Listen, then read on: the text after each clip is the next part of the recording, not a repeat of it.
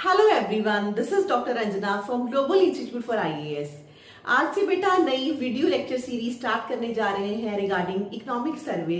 और आप सबको पता है कि इकोनॉमी हर एक आपके जितने भी एग्जाम है उसका हिस्सा होती है, चाहे वो आईएएस हो, पीसीएस हो, एसएससी या पंजाब गवर्नमेंट जॉब्स, किसी भी एग्जाम के अंदर आपको हमेशा इकोनॉमी के कुछ क्वेश्चंस मिलते हैं। और इतना आप सब जानते होंगे कि कॉम्पिटिटिव एग्जाम्स में हमेशा इकोनॉमी होता है, इकोनॉमिक्स नहीं। दैट मीन्स कि इसमें हमें थ्योरीज वगैरह के साथ डील नहीं करना होता। तो economy is more of your Indian economy, your banking sector, different programs of government, WPI, CPI, इस तरह से बहुत सारे अलग अलग हमारे सेक्टर्स होते हैं जिसको लेके कि आपको क्वेश्चंस पूछे जाते हैं। और मुझे नहीं लगता कि अगर हम किसी भी साल इकोनॉमिक सर्वे और उसके साथ ही बजट को अगर तैयार ना करें तो हम कभी भी इकोनॉमी के साथ रिलेटेड क्वेश्चंस को अच्छे से हैंडल कर पाएंगे। तो इसलिए इसको कवर करना बहुत जरूरी होता है। और ये बात भी सही है कि स्टूडेंट्स को बहुत मुश्किल लगता है इसको कवर करना। वो समझ नहीं पाते हैं कि इसमें से क्या चीज इंपॉर्टेंट है, कैसे ये डाटा को ग्रैब करें। कुछ लोग उसको अंडर एस्टिमेट कर देते हैं कि ये तो ठीक है, ये इतना जरूरी नहीं है लर्न करना, या अभी इतने सारे चार्ट्स को कौन गो थ्रू करेगा।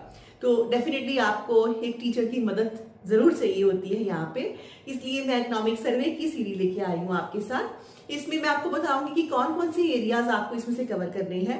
उसी के साथ ही इनफैक्ट ये भी साथ साथ डिस्कस करेंगे कि चाहे ये आपको इकोनॉमिक सर्वे के अंदर नजर आ रहा है, लेकिन इस पार्ट के साथ रिलेटेड आपको क्वेश्चंस जो है वो हिस्ट्री के पर्सपेक्टिव से पूछे जा सकते हैं, कॉन्स्टिट्यूशन के पर्सपेक्टिव से पूछे जा सकते हैं।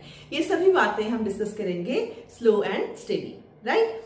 तो चलिए स्टार्ट करते हैं। और सबसे इंपॉर्टेंट चीज कि इकोनॉमिक सर्वे को कौन प्रिपेयर करता है, तो वो करता है हमारा चीफ इकोनॉमिक एडवाइजर्स ऑफिस। और इस बार लेकिन क्योंकि इंटरिम गवर्नमेंट है and we are waiting for the elections of new Lok Sabha, तो इकोनॉमिक सर्वे की जगह पे क्या आया है बेटा, इंडियन इकोनॉमी अ रिव्यू। तो बहुत ही एक स्मॉल पैकेज हमारे पास जो है वो एक बुकलेट आया है और इसमें सिर्फ 2 ही चैप्टर्स हैं और रीजन भी बताया गया है कि क्यों। और चीफ इकोनॉमिक एडवाइजर ने इसको प्रिपेयर करा है। और मुझे अच्छा लगेगा अगर आप कमेंट सेक्शन में बताएंगे कि हमारे चीफ इकोनॉमिक एडवाइजर कौन से हैं। और नहीं पता तो फाइंड आउट करिए, अदरवाइज मैं आपकी हेल्प करूंगी। इसमें 2 चैप्टर्स है बेटा। पहले चैप्टर में एज वी नो कि प्रेजेंट गवर्नमेंट की टेंडेंसी है थोड़ा सा पास्ट, प्रेजेंट और कैन बी फ्यूचर, उसको थोड़ा सा कंपेयर करके चलने की। तो फर्स्ट चैप्टर उसी के साथ ही डील करता है। और सेकेंड चैप्टर के अंदर हमें डाटा मिलता है जिसमें कि मोर डिटेल्ड लुक है at the government's policies and programs और डिफरेंट पैरामीटर्स, उसको लेके कुछ इंपॉर्टेंट डाटा। लेकिन मैं आपको बताऊंगी कि फर्स्ट चैप्टर को भी कैसे यूज करना है। इट्स नॉट कि पास्ट, प्रेजेंट और फ्यूचर के बारे में है तो चलिए क्या करना है इसको लेके, वैसे भी तो क्वेश्चंस आएंगे नहीं, है ना। We hardly going to get such questions कि you know compare the performance of NDA with UPA, इस तरह के पॉलिटिकल क्वेश्चंस हमें नहीं आते हैं। लेकिन फिर भी ये चैप्टर इंपॉर्टेंट है। कैसे, चलिए डिस्कस करते हैं अभी। चैप्टर 1, इसकी स्टार्टिंग जो है वो 1700 से की गई है बेटा। और डिस्कस किया गया है कि हमारा जो शेयर था इन द वर्ल्ड इकोनॉमी वो क्या था। और ये बताया गया है कि 1700 में हमारा शेयर 22.6% था इन द वर्ल्ड इनकम, जो कि श्रंक कर गया और रह गया 3.8% इन 1952 जस्ट आफ्टर इंडिपेंडेंस। तो ये हालत थी हमारी इकोनॉमी की। और उसके बाद 50s में फिर हमने बहुत सारी नई स्ट्रेटजीज का इस्तेमाल किया इकोनॉमिक सफिशिएंसी को लाने के लिए। और ये जो पीरियड है इसमें डेफिनेटली इंडस्ट्रियलाइजेशन हुई, इन्वेस्टमेंट हुई। हमें पता है कि हमारी 5 ईयर प्लान्स का बहुत इंपॉर्टेंट रोल है। फर्स्ट 5 ईयर प्लान एग्रीकल्चर के लिए, सेल्फ सफिशिएंसी लाने के लिए। सेकेंड जो है वो हमारी इंडस्ट्रियल प्लान थी जिसमें कि जितनी भी हमारी लार्ज स्केल इंडस्ट्रीज हैं उसके ऊपर फोकस किया गया, राइट। थोड़ा सा आप पढ़ लीजिएगा इसके बारे में, किस तरह से Bhakra Nangal project, multipurpose projects, ये सारे हमारे आए। तो इसको लेकर जो टर्म यूज की गई है वो है बेटा large scale state owned enterprises, इसके ऊपर फोकस किया गया। SOE ये टर्म यूज की गई है। और इसमें जो है फिर हमारा जो 10 साल का ग्रोथ रेट था 50s के अंदर बचे, तो उसको ये बता रहे हैं कि अराउंड 52 से लेकर 62 तक फिर हमारा जो एवरेज ग्रोथ था वो आया 3.9%। However, the 1962 Sino-Indian War, 1965-66 Indo-Pakistan War, 60s का हमारा टाइम पीरियड, अब ऑब्वियसली इसमें वॉर्स हमें देखनी पड़ी, जबकि हम उसके लिए तैयार भी नहीं थे। थोड़ा सा इन वॉर के बारे में पढ़ लीजिएगा। और उसके साथ ही फिर ड्रॉट्स भी आए हमारे कंट्री में, जिससे कि बहुत ही बुरी जो है वो रिपरकशंस हुई। Hence decadal growth rate of 1960s was जो है वो बहुत ज्यादा नहीं बढ़ा, वो रहा 4.1%। फिर इसके बाद 1970s का इरा आया और इसमें फिर बात की गई है डीवैल्यूएशन ऑफ इंडियन करेंसी की बेटा। और इसके अंदर हमने ओवरऑल जो है 57% जो है वो क्या किया, डीवैल्यूएशन करा। तो ये टर्म्स अब आपके लिए बहुत इंपॉर्टेंट है, इसको अच्छे से कवर करिएगा, राइट। तो डीवैल्यूएशन के बारे में हल्की सी बात करते हैं। A country goes for devaluation of its currency to correct its adverse BOP, balance of payment. हम अपनी खुद की करेंसी को डीवैल्यू, उसकी वैल्यू कम करते हैं। क्यों करते हैं? जब कभी भी हमें बैलेंस ऑफ पेमेंट का जो है वो सामना करना पड़े, बैलेंस ऑफ पेमेंट क्राइसिस हो। तो what is balance of payment crisis? Imports ज्यादा कर रहे हैं और एक्सपोर्ट्स की हमारी वैल्यू बहुत ही कम है।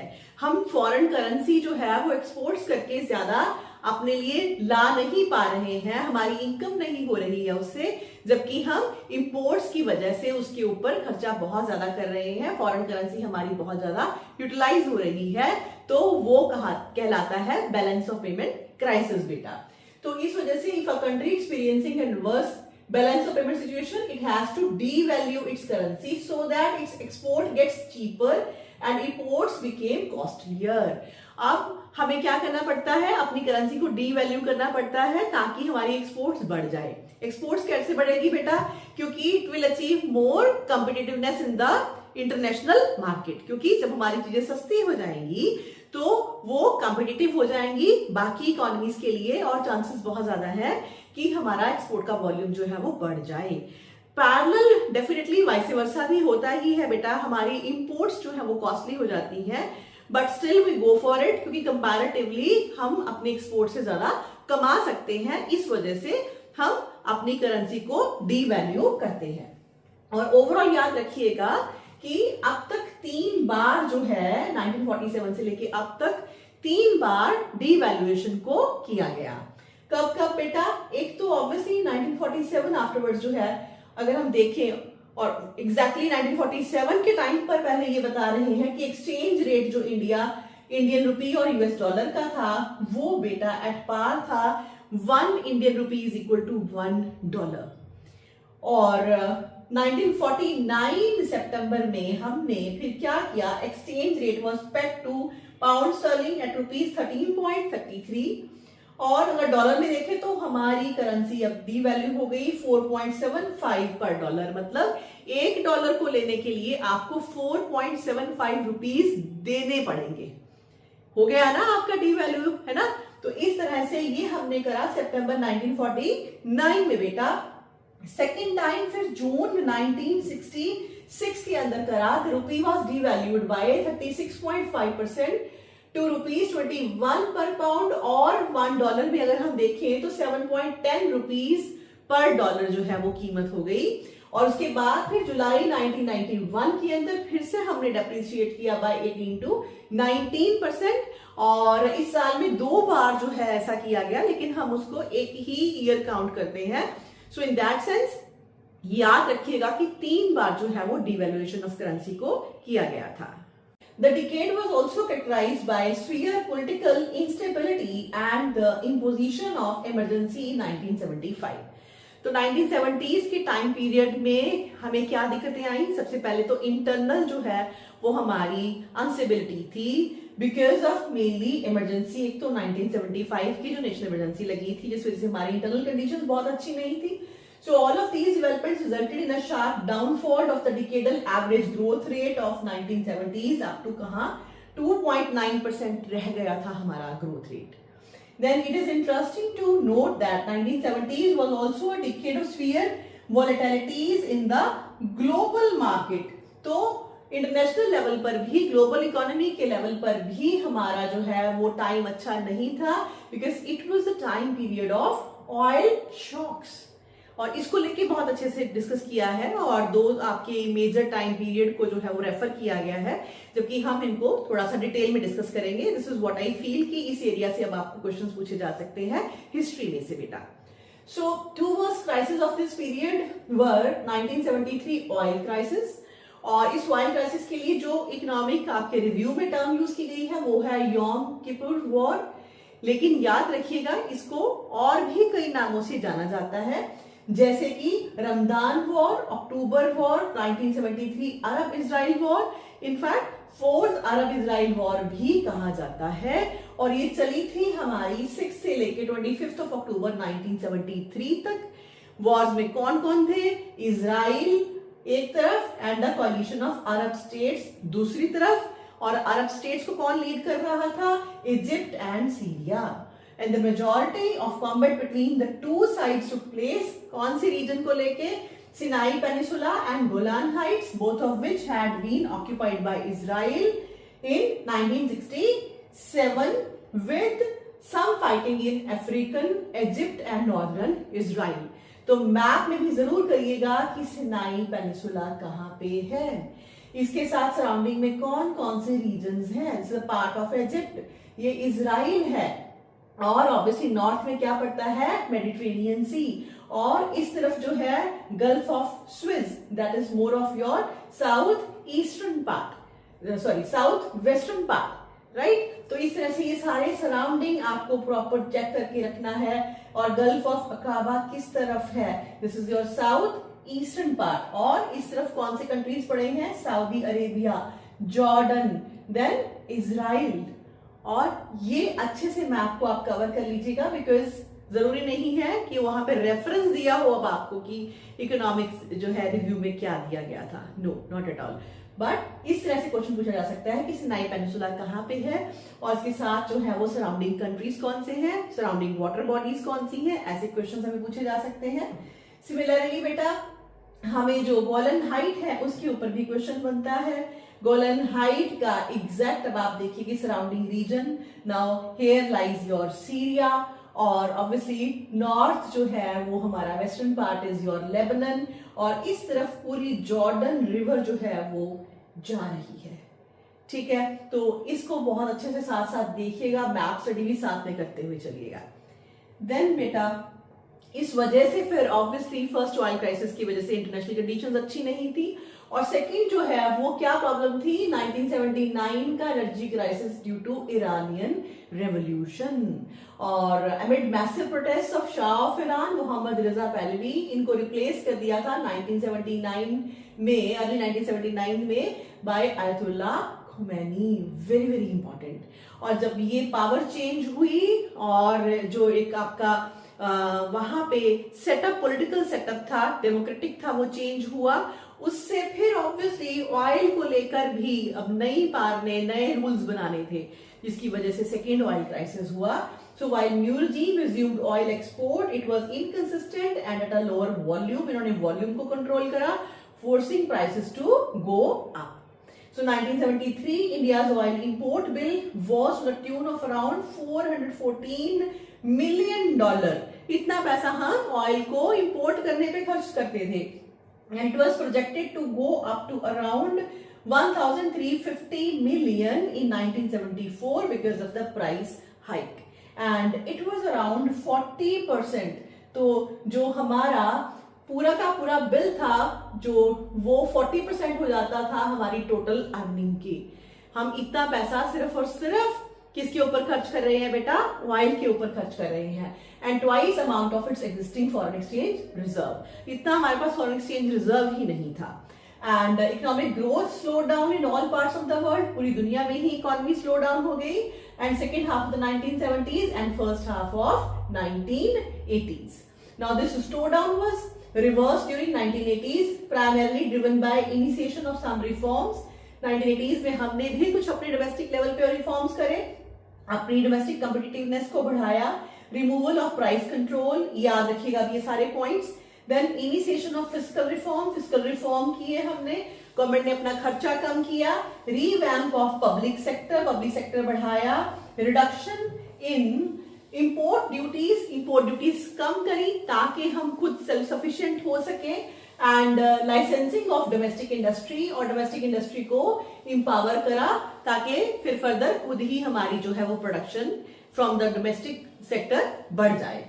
And the modest liberalization combined with massive government spending led to GDP growth improving 5.7%. So 1980s में हमारी जो ग्रोथ थी वो अब बढ़कर हो गई 5.7%. Then बेटा, however, the external shocks in the form of breakup of Soviet bloc.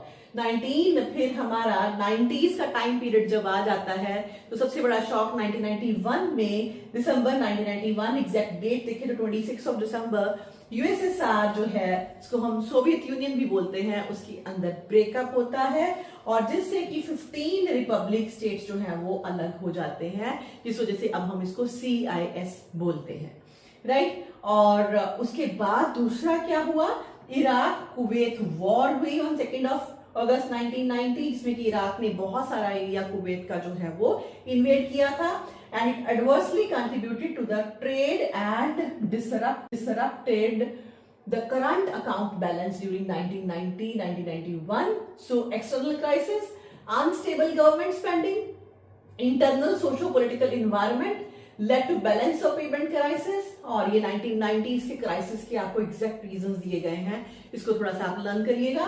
which demanded a bold response to rejuvenate the economy. यही रीजन था कि 1990s में फिर हमने अपनी इकोनॉमी को ओपन करा, लिबरलाइज किया, we went more for the globalization.